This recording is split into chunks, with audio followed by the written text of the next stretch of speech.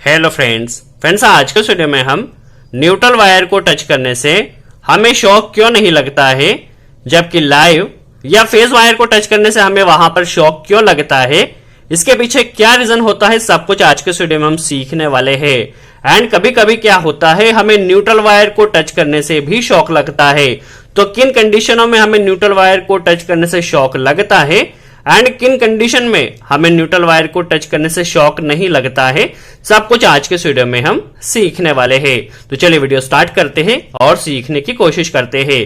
देखिए, हमारे पास कोई भी सपोज लोड है सिंगल फेज का, ठीक है। सिंगल फेज के लोड को चलने के लिए या फेज और न्यूट्रल की जरूरत होती है।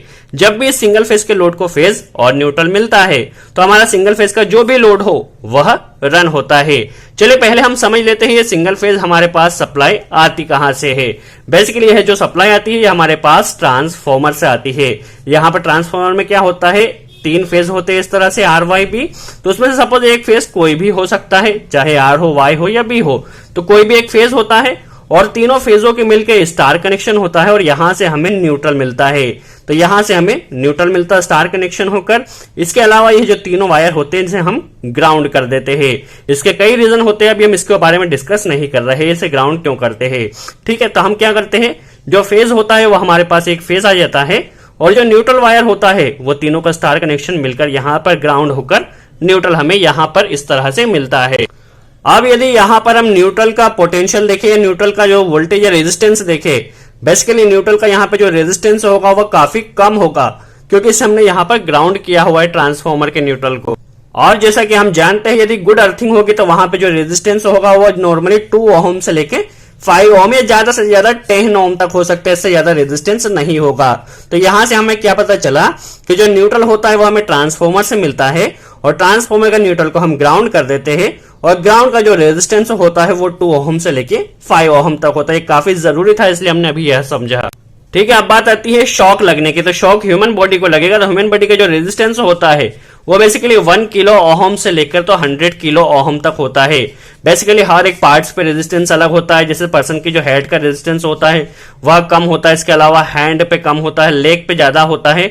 तो बेसिकली देखा जाए तो हर एक पार्ट का रेजिस्टेंस डिफरेंट होता है, बट नॉर्मली 1 किलो ओहम या 1000 ओहम तो होता ही है, ठीक है। तो हमने यहाँ पे देखा कि न्यूट्रल का रेजिस्टेंस कितना है, 2 ओहम से लेकर 5 ओहम तक, और ह्यूमन बॉडी का मिनिमम 100 ओहम रेजिस्टेंस तो होता ही है। अब जैसा कि हमें करंट की एक बेसिक प्रॉपर्टी पता है कि करंट क्या करता है, हमेशा लेस रेजिस्टिव पाथ को फॉलो करता है। जहां पर कम रेजिस्टेंस होता है हमेशा करंट वहीं पर फ्लो होता है। अब यहां पे आप देख सकते हैं न्यूट्रल का रेजिस्टेंस 2 ओहम है और ह्यूमन बॉडी का रेजिस्टेंस 100 किलो ओहम या 1 किलो ओहम है। चलिए अब बात आती है, सपोज हमारे पास यह कोई लोड है जिसको हमने फेज और न्यूट्रल यहां पर कनेक्ट किया है। देखिए हम क्या देखते हैं, जब भी हम किसी फेज वायर को टच करते हैं तो हमें वहां पर शॉक लगता है। अब यदि कोई पर्सन यदि इस फेज वायर को यहां पर टच करता है तो फेज वायर को टच करने से क्या होगा, इस पर्सन को यहां पर शॉक लगेगा। शॉक क्यों लगेगा, चलिए हम पहले समझ लेते हैं। शॉक उसे इसलिए लगेगा क्योंकि रेजिस्टेंस के कारण। बेसिकली ये ह्यूमन बॉडी होती है वो भी काफी अच्छी कंडक्टर होती है, ठीक है। अब यहां पर हमने कोई लोड कनेक्ट करके रखा है, इस लोड का भी कुछ अपना रेजिस्टेंस होगा। यदि लोड हैवी हुआ तो उसका रेजिस्टेंस ज्यादा होगा। यदि इस लोड का रेजिस्टेंस ज्यादा होगा तो उस कंडीशन में क्या होगा, जितना भी करंट होगा वह लेस रेजिस्टिव पाथ को फॉलो करेगा। तो इस लोड में ना जाते हुए क्या होगा, इस ह्यूमन बॉडी से इस तरह से फ्लो होकर यहां पर ग्राउंड हो जाएगा। इसीलिए हम बेसिकली क्या देखते हैं, जब भी हम किसी फेज वायर को या लाइव वायर को टच करते हैं तो हमें वहां पर शॉक लगता है, क्योंकि लोड का रेजिस्टेंस कुछ और होता है या ज्यादा होता है और ह्यूमन बॉडी का रेजिस्टेंस कम होने के कारण यहाँ पे क्या होता है, करंट ह्यूमन बॉडी से होता हुआ यहाँ पर ग्राउंड हो जाता है। इसलिए हमें फेज वायर को टच करने से शॉक लगता है। अब बात आती है न्यूट्रल वायर को यदि हम टच करते हैं तो हमें वहां पर शॉक क्यों नहीं लगता है। देखिए अब फेज यहां से आ रही है, सप्लाई इस लोड से होते हुए आकर यहां पे न्यूट्रल पे आ गई है। अब न्यूट्रल बेसिकली ट्रांसफॉर्मर से यहां पर हमने बॉडी करके रखा है। न्यूट्रल का रेजिस्टेंस नॉर्मली 5 ओहम है, न्यूट्रल का रेजिस्टेंस काफी कम है। रेजिस्टेंस कम होने के कारण हमारे ह्यूमन बॉडी का 100 ओहम होता है मिनिमम। तो क्या होगा, ये 100 ओहम में ना जाते हुए 5 ओहम के पाथ को फॉलो करेगा।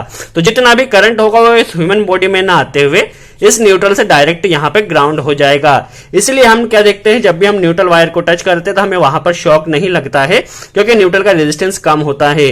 जबकि फेज वायर को टच करते हैं तो हमें वहां पे शॉक लगता है। शॉक इसलिए लगता है क्योंकि यहाँ पे लोड का रेजिस्टेंस ज्यादा होता है, तो जो करंट होता है वो लोड में ना जाते हुए डायरेक्ट डायरेक्ट ह्यूमन बॉडी से फ्लो हो जाता है, इसलिए हमें फेज वायर को टच करने से शॉक लगता है। आई होप आपको क्लियर हुआ हो कि ऐसा क्यों होता है। अब मेन क्वेश्चन आता है कि कभी कभी हम देखते हैं कि न्यूट्रल वायर को टच करने से भी हमें शॉक लगता है, तो ऐसा क्यों होता है, किन कंडीशनों में ऐसा होता है, चलिए समझ लेते हैं। देखिए, न्यूट्रल वायर को टच करने से हमें शॉक सिर्फ दो ही कंडीशन में लग सकते हैं। पहली कंडीशन, जो ट्रांसफॉर्मर का जो अर्थिंग हमने यहाँ पे करके रखी है, यदि यहाँ पर अर्थिंग प्रॉपर वर्क नहीं कर रही है या कोई ट्रांसफॉर्मर में कोई फॉल्ट आ गया है या अर्थिंग में कोई फॉल्ट आ गया है, तो फॉल्ट आ जाने के कारण यहां पर हमें न्यूट्रल को टच करने से शॉक लग सकता है। दैट मींस सिस्टम के फॉल्ट के कारण हमें शॉक लग सकता है।